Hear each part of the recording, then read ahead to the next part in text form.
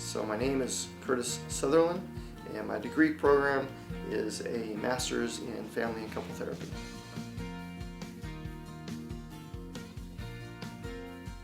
So collaborative therapy is based on a reciprocal and equal approach. It was developed by Harleen and Tom Anderson. By creating a client-consultant relationship in which both parties use experience and knowledge to identify and examine challenges and conditions, collaborative therapy encourages the development of free thinking to attain progress.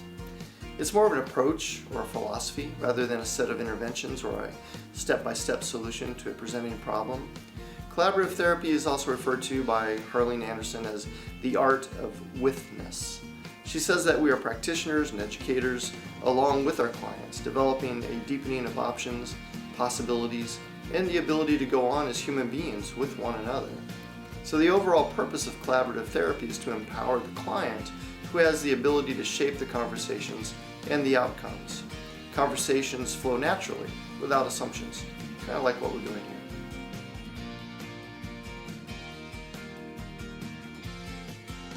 Well, when you think about it being client-based, some people might think that the client or the therapist doesn't come in with any information or any expertise, that the therapist acts dumb. It isn't that the therapist doesn't bring their knowledge or their expertise into the room. Instead, it's that the therapist withholds labels and conclusions until they have spent time together with their client. So clients and or those who get them into therapy often enter with labels and ideas of what is wrong with them. Well, these labels could lead to medications or actions that are not truly relevant to the needs of the client. Instead of a mental or an emotional problem, the client could be suffering from physical ailments. For example, Diane Gehart describes a case where a teenager was taken to a therapist and appeared to exhibit typical bipolar disorder symptoms. Well, medications were dispensed, but the symptoms didn't disappear. So her therapist felt that the medications would help over time. Well, Dr. Gehart became involved in the case and discovered that the teen suffered from a gluten intolerance and needed some vitamin therapy as well. She didn't discover this on her own, of course. It was collaborative therapy, with her talking with the teen, and then also pulling in another expert to diagnose physical symptoms. The teen never did have bipolar disorder. So this is an example of listening to the client instead of ignoring them, and listening to your degrees instead. So this is a common misperception that when a client and a therapist come in together with collaborative therapy, with a collaborative therapist, the misperception is that the therapist doesn't bring any knowledge or information. It's not true at all. Instead, it's an approach where they work it out together.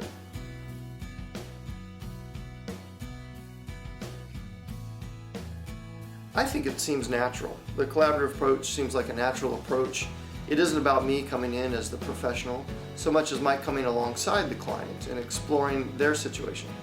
Instead of the therapist being fully in control of the interpretations and the significance of the events, there's a dialogue between the therapist and the client, and the meaning and significance of issues are arrived at together. This approach isn't about me or my knowledge so much as a healthy curiosity about the client and what's going on with them. So if I hear something that makes me think that I'm understanding and can point out an author or an approach, then I might bring that up. Instead of declaring this is the truth, I ask the client if it fits. So I'm trying to shift the meaning for the client and to create more options for them. It's kind of like I have this huge library of authors and options behind me, but the client doesn't see that. So as the client and I are talking, something goes off in my head saying, hey, well, maybe this approach will work. So I pull it off the bookshelf, I offer it to the client, and I say, what about this approach? If the client says yes, we proceed. But if the client says no, I'm not going to keep on pushing my theory or my thoughts upon the client. Instead, I'm going to put it back up on the shelf, listen a little bit more, and maybe pull something else off a little bit later. So I'm trying to just create more options for them. So imagine sitting with a therapist who has a library of knowledge, and you're trying to explain your issues and what you think is wrong, but you can tell from the therapist's body language that they disagree. Pretty soon it turns into an argument between you and the therapist as to what is really wrong with you.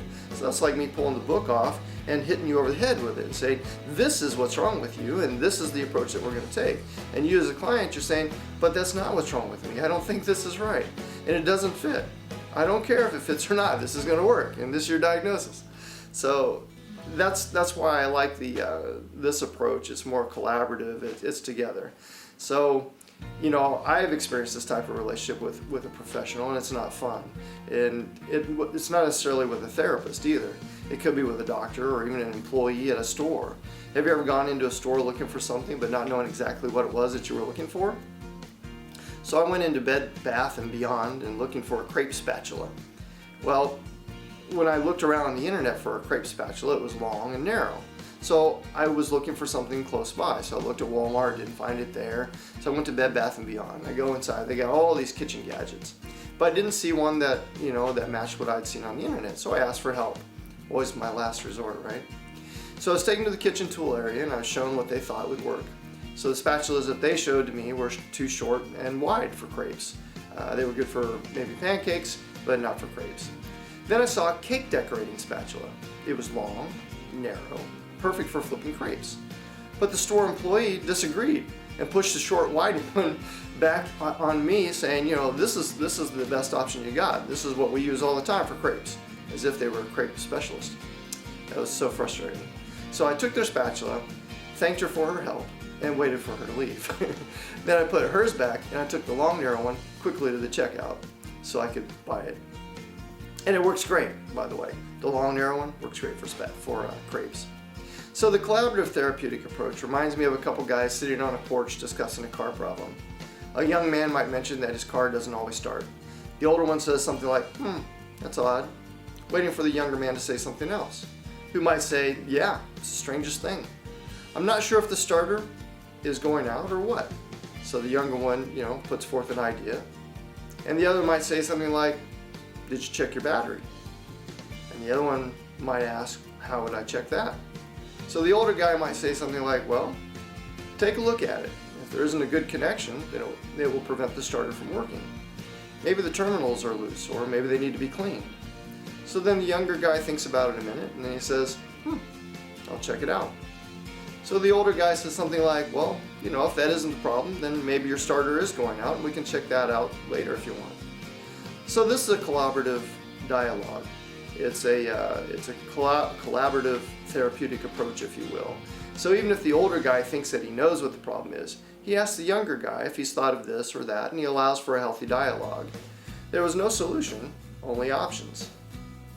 Same thing with a therapist and a client. We're not looking for me to give you a solution so that you can take that out the door, like a doctor would prescribe a pill, as much as we might want that. Instead, it's an exploration of options. What do you think works? Try this for a little bit. Come back next week and let's see how it went.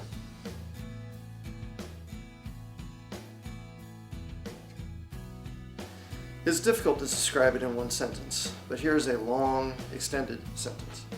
Collaborative therapy is the ability to sit beside someone, listening to them without an air of superiority, and helping them explore their issues and discover their solutions.